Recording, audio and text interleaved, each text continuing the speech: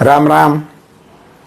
રાજકોટ લોકસભાના ઉમેદવાર તરીકે હું લોકસભા ક્ષેત્રના તમામ મતદાર ભાઈ બહેનોનો અંતઃકરણપૂર્વક આભાર માનું છું.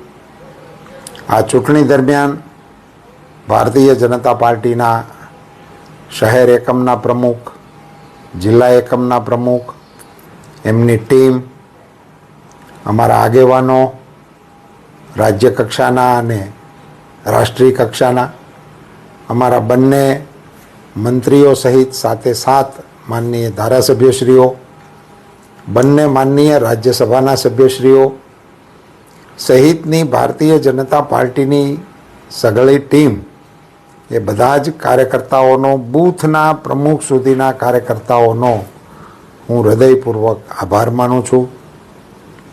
અમારા કોર્પોરેટરો, જિલ્લા પંચાયતના સભ્યશ્રીઓ, તાલુકા પંચાયતના સભ્યશ્રીઓ, સરપંચો, સહકારી આગેવાનો, એ સૌનો પણ હું હૃદયપૂર્વક આભાર માનું છું.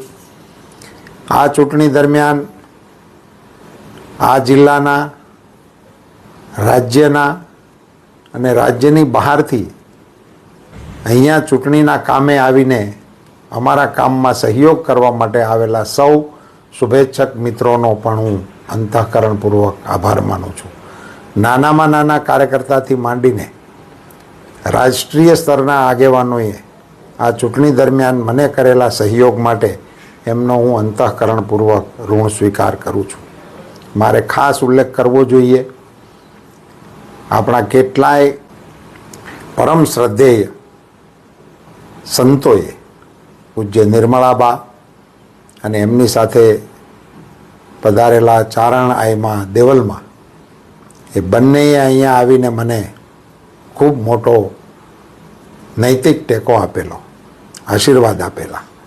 એમનો હું ઋણ સ્વીકાર કરું છું. પૂજ્ય મોરારી બાપુ, પૂજ્ય ભાઈશ્રી રમેશભાઈ ઓઝા, સત્તાધારના સન્માનનીય મહંતશ્રી પૂજ્ય બાલસ્વામી સહિત રૂબરૂ પધારીને સંતોએ મારી ઉપર વરસાવેલા આશીષ માટે હું એમનો ઋણ સ્વીકાર નમ્રતાપૂર્વક કરું છું. એમના આશીર્વાદ એ મારી મૂડી બની છે. સૌ મતદારોએ સ્વયંભૂ મતદાન માટે દાખવેલો રસ અને ઉત્સાહ, એની પણ હું સહર્ષ નોંધ લઉં છું.